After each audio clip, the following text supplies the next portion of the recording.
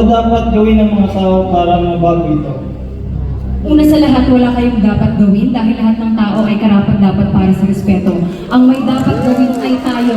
Dahil sila po ay hindi nagsisilbi para sa atin, sila ay nagsisilbi para sa bayan. At kung ito po ay ating pahahalagahan, gayon po tayong lahat ay magkakaroon ng masaya at payapang buhay. Maraming salamat po.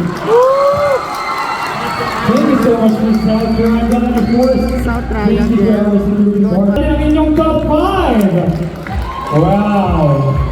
They gracefully answered everything. And I must say, this is such a very powerful segment.